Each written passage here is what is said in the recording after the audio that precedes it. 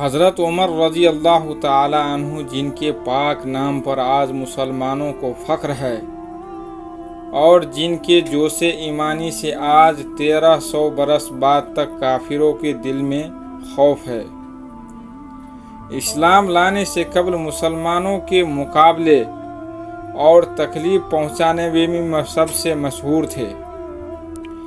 نبی اکرم صلی اللہ علیہ وسلم کے قتل کے دیر پہ تیار رہتے تھے۔ ایک روز کفار نے مشورہ کی کمیٹی قائم کی کہ کوئی ہے جو محمد کو قتل کر دے۔ عمر نے کہا کہ میں کروں گا۔ لوگوں نے کہا کہ بے شک تم ہی کر سکتے ہو۔ عمر رضی اللہ تعالی عنہ تلوار لٹکائے ہوئے اٹھے اور چل دیے۔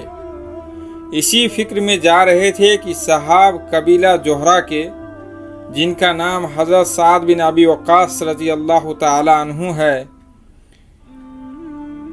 انہوں نے پوچھا عمر کہاں جا رہے ہو؟ کہنے لگے کہ محمد صلی اللہ علیہ وسلم کے قتل کی فکر میں ہوں۔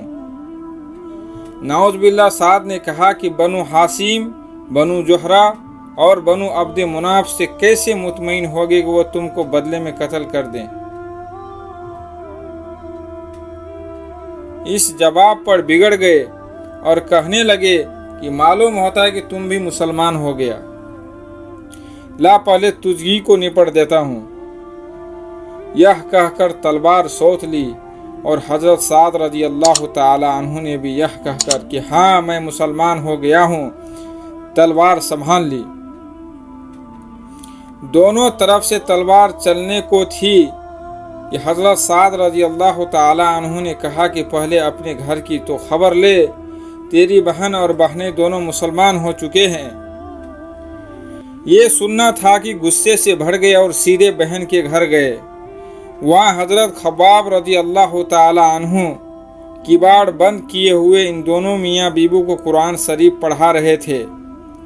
جو حضرت عمر رضی اللہ تعالی عنہ کباڑ کھلوائے، ان کی آواز سے حضرت خباب رضی اللہ تعالی عنہ تو جلدی سے اندر چھپ گئے اور کتاب بھی جلدی میں باہر سے ہی رہ گیا، جس پر قرآن آیت لکھی ہوئی تھی۔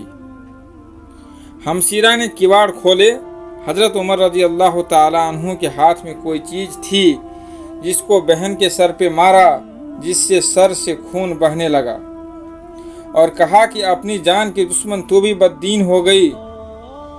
اس کے بعد گھر میں آیا اور پوچھا کہ کیا کر رہے تھے؟ کہنے لگے کیا تم نے اپنی دین کو چھوڑ کر دوسرا دین اختیار کر لیا؟ بہنوئی نے کہا کہ اگر دوسرا دین حق ہو تب۔ یہ سننا تھا کہ ان کی داڑھی پکڑ کر کھینچی اور بے تحاشا ٹوٹ پڑے اور زمین پر گرا کر خوب مارا۔ بہن نے چھڑوانے کی کوشش کی تو ان کو منہ پر اس زور سے ایک تماچا مارا کہ خون نکل آیا۔ وہ بھی آخر عمر ہی کی بہن تھی۔ کہنے لگی کہ عمر ہم کو اس وجہ سے مارا جاتا ہے کہ ہم مسلمان ہو گئے۔ بے شک ہم مسلمان ہو گئے ہیں، جو تجھ سے ہو سکتا ہے تو کر لے۔ اس کے بعد حضرت عمر کی نگاہ اس صحیفے پر پڑی جو جلدی میں باہر رہ گیا تھا، اور غصے کے جوش بھی اس مار پیٹ سے کم ہو گیا تھا، اور بہن کے طرح سے خون کے بھر جانے سے شرم سی بھی آ رہی تھی۔ کہنے لگے کہ اچھا مجھے دکھلاؤ یہ کیا بات ہے؟ بہن نے کہا کہ تو ناپاک ہے اور اس کو ناپاک ہاتھ نہیں لگا سکتے۔ ہر چند اصرار کیا مگر وہ بے وجوہ اور غسول کے دینے کو تیار نہیں ہوا۔ ہر چند اصرار کیا مگر وہ بے وجوہ اور غسول کے دینے کو تیار نہیں ہوا۔ حضرت عمر رضی اللہ تعالی عنہ نے غسول کیا اور اس کو لے کر پڑھا۔ اس میں سورہ طٰہٰ لکھی ہوئی تھی۔ یہ سورہ پڑھنے کے بعد کہنے لگے کہ اچھا مجھے محمد صلی اللہ علیہ وسلم کی خدمت میں لے چلو۔ یہ الفاظ سن کر خباب رضی اللہ تعالی عنہ اندر سے نکلے اور کہا کہ اے عمر، تمہیں خوشخبری دیتا ہوں کہ کل سب پنج سبا میں حضور اقدس صلی اللہ علیہ وسلم نے دعا مانگی تھی کہ یا اللہ، عمر اور ابو جہل میں جو تجھے زیادہ پسند ہو اس سے اسلام کو قوت عطا فرما۔